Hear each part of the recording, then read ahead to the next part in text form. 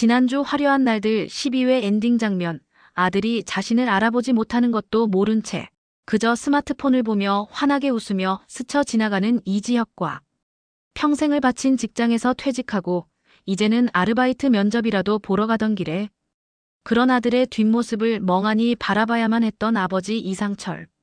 그 짧은 순간의 엇갈림 속에는 한 가장의 무너져 내린 자존심과 아들을 향한 서운함, 그리고 처절한 배신감까지 담겨 있었습니다. 그날 이상철은 결국 면접 장소로 가지 못했는데요. 무거운 발걸음을 돌려 집으로 향하는 그의 어깨는 얼마나 작아 보였을까요? 그리고 그날 밤 아들이 걱정되어 지혁이 소식이라도 좀 듣지 그랬냐고 묻는 아내의 말에 아무 대답도 하지 못하고 돌아눕던 아버지의 심정은 또 어땠을까요? 이렇게 아버지의 가슴 속에서는 시커먼 응어리가 자라나고 있었습니다. 하지만 더 가슴 아픈 것은 그때 이지혁이 웃고 있던 이유가 결코 아버지를 잊어서가 아니었다는 점입니다. 그의 스마트폰에 떠 있던 것은 바로 첫 사업의 작은 성공을 알리는 계약 완료 메시지였습니다. 하루빨리 성공해서 가족들 앞에 떳떳하게 서고 싶다는 꿈에 한 발짝 다가섰다는 기쁨의 미소였던 거죠. 이토록 비극적인 엇갈림 속에서 아들은 아버지를 위해 웃었고 아버지는 그런 아들을 보며 절망했습니다. 이 오해의 씨앗은 결국 걷잡을 수 없는 파국을 불러오게 됩니다.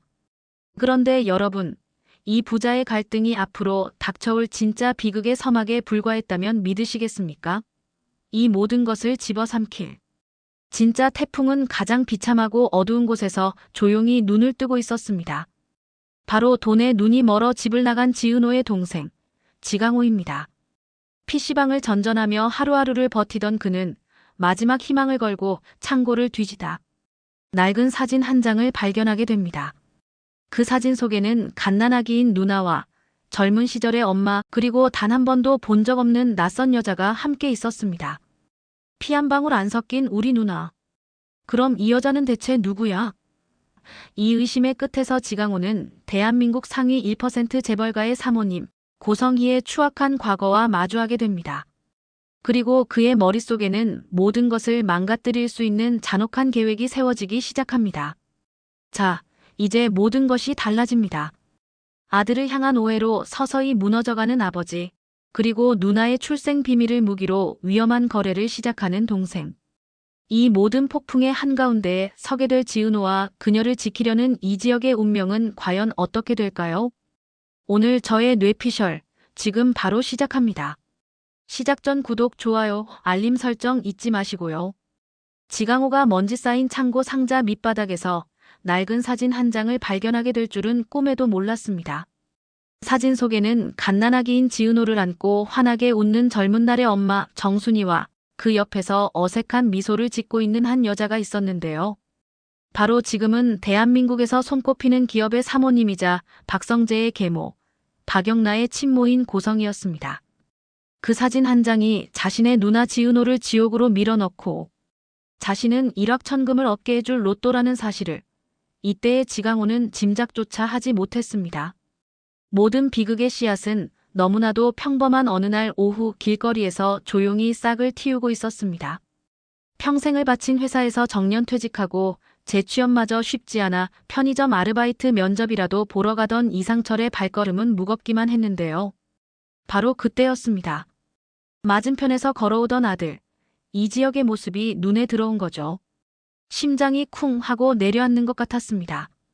아들을 부르려던 이상철은 그러나 입을 뗄 수가 없었습니다. 이지혁은 손에 쥔 스마트폰에 온 신경을 집중한 채 세상 가장 행복한 사람처럼 환하게 웃고 있었기 때문입니다. 아마도 사업과 관련된 좋은 소식이었겠지만 아버지 이상철의 눈에는 그저 가족의 고통은 잊은 채 제 한 몸 편안하게 잘 지내는 철없는 아들의 모습으로 보일 뿐이었죠. 이지혁은 결국 코앞의 아버지를 알아보지 못한 채 그대로 스쳐 지나갔습니다. 이상철은 한참을 그 자리에 못 박힌 듯 서서 아들이 사라진 방향을 멍하니 바라보았습니다. 황당함이 분노로, 분노가 깊은 서운함으로, 그리고 마지막에는 처절한 자괴감으로 변해갔습니다. 나는 이 나이에 내 한 몸 기댈 아르바이트 자리 하나 구하려고 이렇게 발버둥치는데 저놈은 애비도 못 알아보고 저리 웃음이 나올까. 그날 이상철은 면접을 보러 가지 못했습니다. 차마 발걸음이 떨어지지 않았던 거죠. 그날 이후 이상철은 말이 없어졌습니다.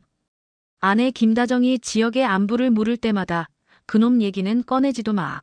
라며 버럭 화를 내기 일쑤였죠. 김다정은 남편이 왜 저러는지 이유를 몰라 답답해했고 집안의 공기는 날이 갈수록 차가워졌습니다. 이상철의 머릿속에서는 아들의 환한 미소와 초라한 자신의 모습이 메비우스의 띠처럼 반복해서 재생되었습니다. 며칠을 끙끙 앓던 그는 결국 결심했습니다. 직접 가서 눈으로 확인해야겠다고. 내 아들이 정말 나 없이도 우리 가족 없이도 저렇게 행복하게 잘 살고 있는 건지 두 눈으로 똑똑히 봐야겠다고 말이죠. 며칠 후 수소문 끝에 이지혁이 지은호의 카페 한 구석에 얻은 작은 사무실을 찾아간 이상철의 눈에는 이미 이성이 남아있지 않았습니다. 마침 그곳에는 밤샘 작업으로 지친 이지혁을 위해 따뜻한 커피를 타주던 지은호와 그녀를 돕겠다며 찾아온 박성재까지 함께 있었는데요. 이상철은 문을 박차고 들어오자마자 이지혁의 멱살부터 잡았습니다. 이놈 자식아. 며칠 전에 길에서 내 애비를 보고도 그냥 지나쳐. 내 어미와 애비는 피눈물을 흘리는데 여기서 연애질할 정신이 있어.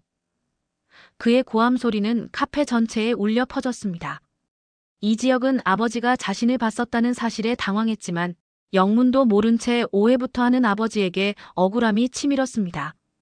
특히 자신을 걱정하는 지은호와 한심하다는 듯 싸늘한 눈빛을 보내는 박성재 앞에서 아버지를 실망시킨 불효자가 된 자신의 모습이 죽도록 싫었죠. 이지혁은 결국 아버지의 손을 뿌리치며 외쳤습니다. 아버지야말로 뭘 하세요? 제가 어떻게 여기까지 왔는지 아무것도 모르시잖아요. 성공해서 돌아가기 전엔 안 가요. 이 말은 이상철에게 더 큰 상처를 남겼고 이미 부자간에는 돌이킬 수 없을 만큼 골이 깊어져만 갔습니다.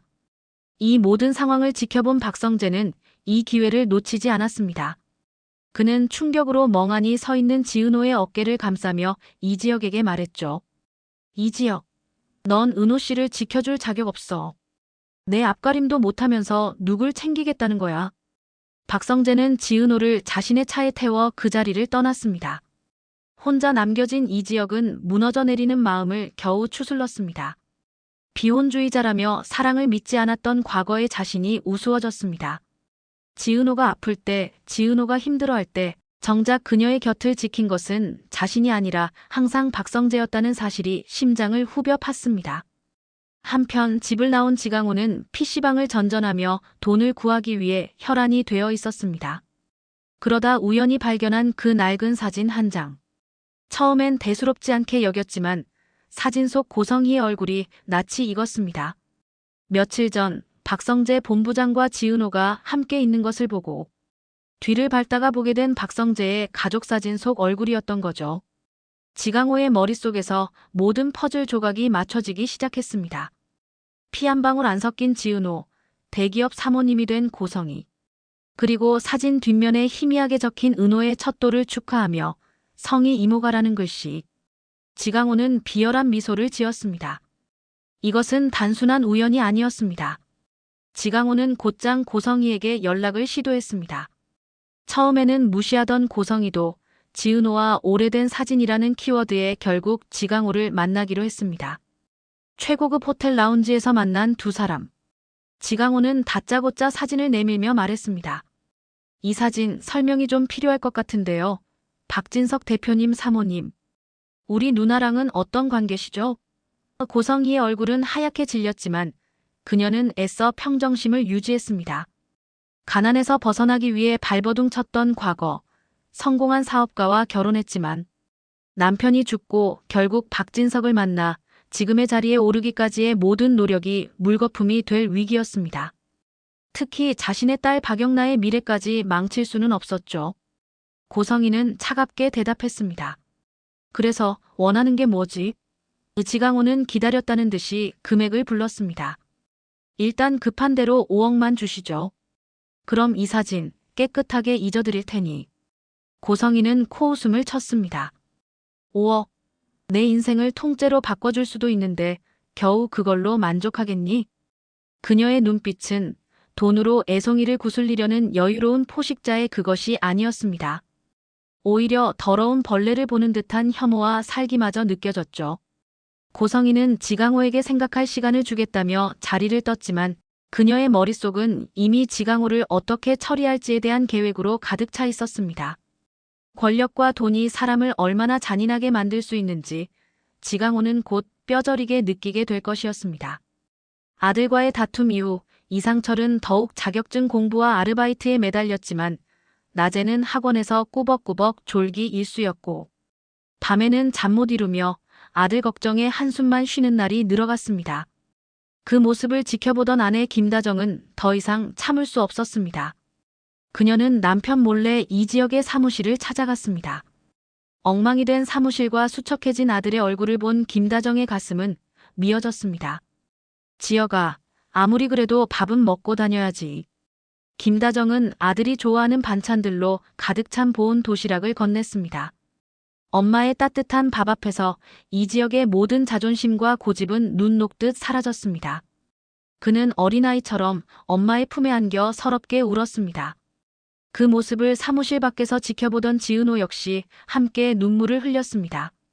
늘 강해 보이기만 했던 이지혁의 여린 내면을 본 순간 지은호는 자신이 그에게 해줄 수 있는 것이 무엇일지 진지하게 고민하기 시작했습니다. 이지환을 향해 그렇게 하세요라고 차갑게 쏘아붙인 후 박영나의 시간은 지옥처럼 흘러갔습니다. 정말 이지환이 오지 않을까봐 밤새 잠을 설쳤지만 자존심 때문에 먼저 연락할 용기는 없었죠. 다음 날 아침 익숙한 차가 저택 앞에 섰을 때 그녀는 자신도 모르게 안도의 한숨을 내쉬었습니다.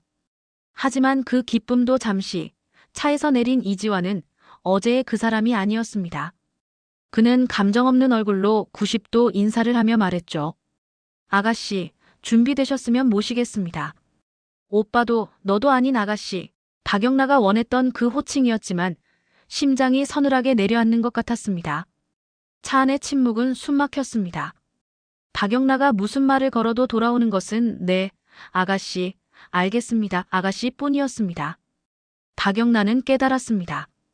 자신이 원했던 것은 차가운 선이 아니라 그 선을 넘어 자신을 걱정해주던 따뜻한 관심이었다는 것을요. 며칠간의 냉전 끝에 결국 박영나가 먼저 백기를 들었습니다. 집으로 돌아가는 길 차 안에서 그녀는 작은 목소리로 말했죠. 저, 기사님, 오늘은 다른 데로 가주세요. 지난번에 갔던 떡볶이집이요. 제가 사드릴게요. 이지환이 백미러로 그녀를 쳐다보자 박영나는 용기를 내어 말했습니다. 그날 제가 심했어요. 미안해요, 오빠. 그 한마디에 이지환의 얼음 같던 표정이 마침내 무너져 내렸습니다. 박성재의 공세는 더욱 거세졌습니다. 그는 지은호의 카페에 거액을 투자하겠다고 제안하는가 하면 그녀의 가족들이 살 새 집까지 알아봐주며 물질적인 지원을 아끼지 않았습니다. 정순이는 그런 박성재가 고맙고 든든했지만 지은호의 마음은 편치 않았습니다. 박성재의 호의가 고맙지만 그것을 받아들일수록 이지혁에게서 멀어지는 것만 같았기 때문이죠. 어느 날 밤 박성재는 지은호에게 정식으로 고백했습니다. 은호 후배, 나 이제 친구 말고 남자하고 싶습니다. 이지혁 말고 나를 봐주면 안 될까요? 박성재의 진심 어린 고백에 지은호는 쉽게 대답하지 못했습니다. 그녀의 마음이 이미 다른 사람을 향해 있다는 것을 차마 입 밖으로 꺼낼 수가 없었으니까요. 지강호에게 돈을 주기로 약속한 날 고성이는 돈 대신 건장한 남자들을 보냈습니다. 지강호는 무자비한 폭행을 당하고 사진 원본마저 빼앗긴 채 어두운 창고에 갇히게 되었습니다. 고성이는 전화로 싸늘하게 말했죠. 한 번만 더 내 눈에 띄면 그땐 내가 이 세상에서 사라지게 될 거야. 내 누나 지은호도 무사하지 못할 거고. 협박의 대상이 자신을 넘어 누나에게까지 향하자 지강호는 처음으로 공포를 느꼈습니다. 늘 미워하고 원망했던 누나였지만 그녀가 위험해질 수 있다는 생각에 정신이 번쩍 들었습니다. 지강호는 필사적으로 창고를 탈출해 단 한 사람, 이지혁에게로 향했습니다. 이 모든 일을 해결해 줄 사람은 자신이 그토록 무시했던 누나를 진심으로 아끼는 이지혁밖에 없다고 판단한 것이죠. 이지혁의 사무실 문을 두드리는 지강호. 문을 연 이지혁과 지은호는 피투성이가 된 그의 모습에 경악했습니다. 지강호는 모든 것을 털어놓았습니다. 지은호의 친모가 고성이라는 사실과 자신이 그 비밀을 가지고 협박하다가 벌어진 일까지 전부.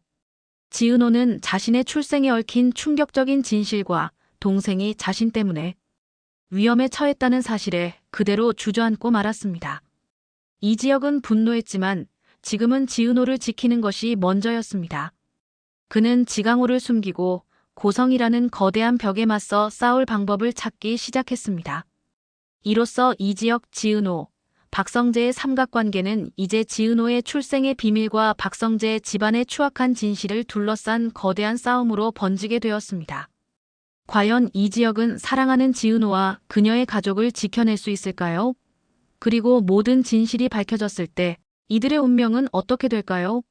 이야기는 이제부터가 진짜 시작입니다. 영상이 재미있으셨다면 구독, 좋아요, 알림 설정까지 부탁드립니다. 영상 제작에 큰 힘이 됩니다.